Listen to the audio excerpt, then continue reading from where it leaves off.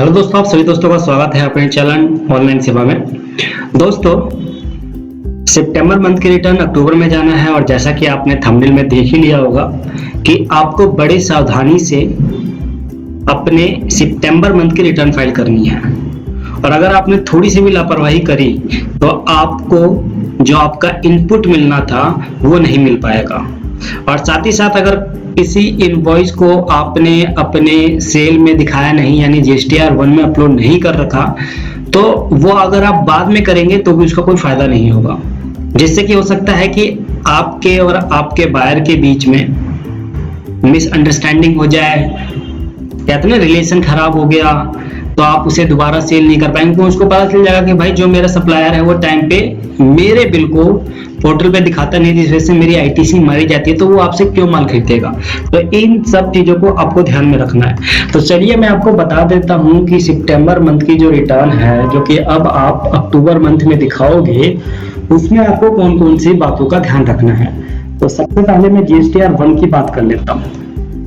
GSTR 1, इस GSTR 1 में कौन से जीएसटीआर 1 की बात कर रहा हूँ? सितंबर मंथ की बात कर रहा हूँ, ठीक है, सितंबर मंथ 2021 की जो रिटर्न आप कब फाइल करोगे? 11 अक्टूबर को फाइल करोगे, 11 अक्टूबर 21 को। और ये किन के लिए है? उन लोगों के लिए है जो मंथली रिटर्न फाइल करते हैं। तो एक चीज का भी आपको ध्यान में रखना है। तो ऐसे टैक्स पेयर जो अपना रिटर्न मंथली फाइल करते हैं और वो आप सितंबर मंथ का रिटर्न फाइल करने वाले हैं 11 अक्टूबर 2021 के, ये उनके लिए लास्ट डेट है। तो अगर आपने फाइनेंशियल ईयर, ध्यान दीजिएगा मैं किस फाइनेंशियल ईयर की बात कर रहा हूं, अगर आपने फाइनेंशियल ईयर 20-21 का कोई भी ऐसा इनवॉइस जो आपने अभी तक नहीं दिखाया था, जिसके वजह से आपके बायर को नुकसान हो सकता है, तो वो अब दिखा दीजिएगा। क्योंकि अगर अभी नहीं तो कभी नहीं, ध्यान दीजिएगा, अभी नहीं तो फिर कभी नहीं। अगर आपने इस अक्टूबर मंथ में उस इनवॉइस को नहीं दिखाया, कौन से रिटर्न की बात कर रहा हूं? सितंबर मंथ की। बार बार ध्यान दीजिएगा, आप ये मत सोचिएगा कि अक्टूबर मंथ के रिटर्न में हम दिखा देंगे। सितंबर मंथ की रिटर्न आप इस महीने के 11 तारीख को फाइल करेंगे, 11 अक्टूबर को। तो उस 11 अक्टूबर में जब आप अपना जीएसटीआर 1 फाइल करेंगे ना, तो उस मंथ में अपने जो भी इनवॉइस छूट गए हैं उस इनवॉइस को जरूर दिखा दीजिएगा। अब चाहे वो डेबिट नोट हो, क्रेडिट नोट हो, कुछ भी। इससे रिलेटेड अगर कोई भी इनवॉइस है, मैं बार बार बता रहा हूं, ध्यान से सुनिएगा, कि अगर फाइनेंशियल ईयर 20-21 का कोई भी ऐसा इनवॉइस जो आपने अभी तक नहीं दिखाया, चाहे डेबिट नोट हो, क्रेडिट नोट हो या फिर इनवॉइस बिल हो, तो उस बिल को इस मंथ के रिटर्न में जरूर दिखा दीजिएगा, वरना आपका बायर आपसे नाराज हो सकता है। तो चलिए, ये तो बात आ गई हमारी जीएसटीआर 1 की। अब मैं बात कर लेता हूं जीएसटीआर 3B के। जी हाँ, क्योंकि ये तो आपके बायर की बात रही। अब आप भी तो बायर होंगे ना किसी के लिए, आप भी तो किसी से माल खरीदते होंगे या सर्विसेज वगैरह लेते होंगे। तो अगर आपने ऐसा कोई इनवॉइस, जिस इनवॉइस के अगेंस्ट आपने इनपुट क्लेम नहीं करा हुआ है, ठीक है, तो मैं अब बात करने वाला हूं जीएसटीआर 3B को लेकर, इनपुट से रिलेटेड, ठीक है, इससे रिलेटेड मैं आपसे बात करने वाला हूं। तो भैया आपके पास 20 तारीख और ये 22-24 तारीख की डेट है, ध्यान दीजिएगा। ऐसे टैक्स पेयर जो मंथली रिटर्न फाइल करते हैं उनके लिए तो 20 है, बाकी जो मंथली फाइल करते हैं उनके लिए 22-24 है, आपको पता ही है। तो अगर आपका कोई ऐसा इनवॉइस छूट रहा है फाइनेंशियल ईयर 20-21 का, जिसका आपने इनपुट नहीं लिया हुआ, उसका इनपुट इस महीने के रिटर्न में आप क्लेम कर लीजिएगा। अब इसके लिए क्या करना होगा, आपको कैसे पता चलेगा कि आपके कौन से इनवॉइस का इनपुट रह गया है या कौन सा ऐसा इनवॉइस है जो आपने अपने जीएसटीआर 1 में नहीं दिखाया? उसके लिए आपको करना होगा रिको। रिको किस किस का करना होगा? आपको अपने बुक का जीएसटीआर 1 से ही, ये तो हो गया सेल के लिए। इसी तरीके से अगर आप अपने इनपुट के लिए रिको बनाना चाहते हैं तो इसके लिए आपको अपनी बुक का, GSTR 3B का, GSTR 2B का,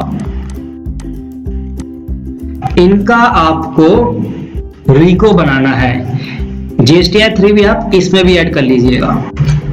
तो जब आप इनका रिको बनाएंगे तो आपको इजीली पता चल जाएगा कि कौन से इनपुट का क्लेम रह गया है या आपने ज्यादा इनपुट क्लेम कर लिया। भाई ये भी तो हो सकता है ना कि आपने ज्यादा क्लेम करा हुआ है, तो उस केस में आपको रिवर्स करना पड़ेगा।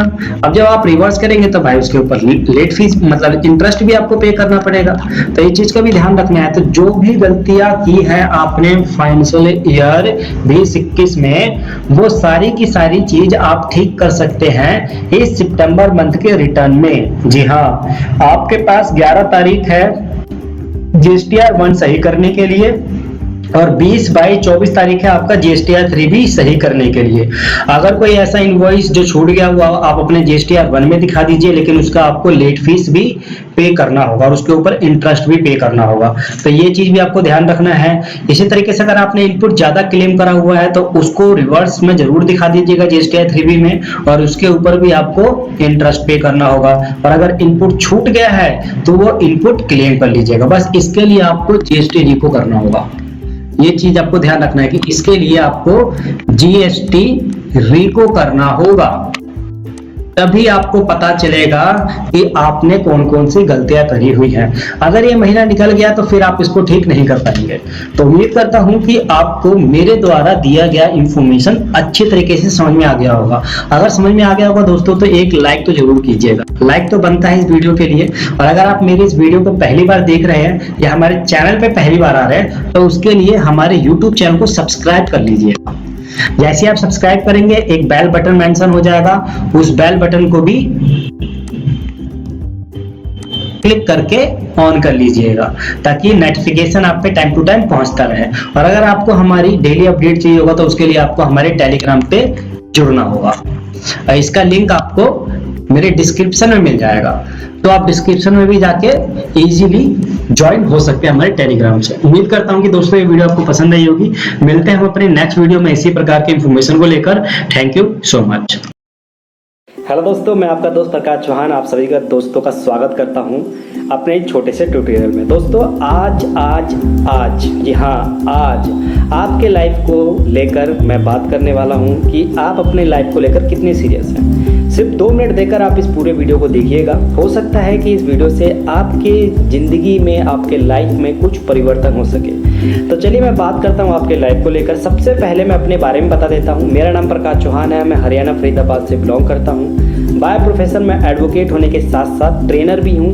जी हाँ, किस प्रकार का ट्रेनर? अकाउंटिंग फील्ड को लेकर मैं ट्रेनिंग देता हूं। बहुत से company, firm, individual, candidate, student या पहले से जो एम्प्लॉय है उनको मैं ट्रेनिंग देता हूं ताकि वो अकाउंटिंग फील्ड में अपने करियर या बिजनेस को किस प्रकार से डेवलप कर सकते हैं। तो दोस्तों अब मैं आपके बारे में बात करता हूं।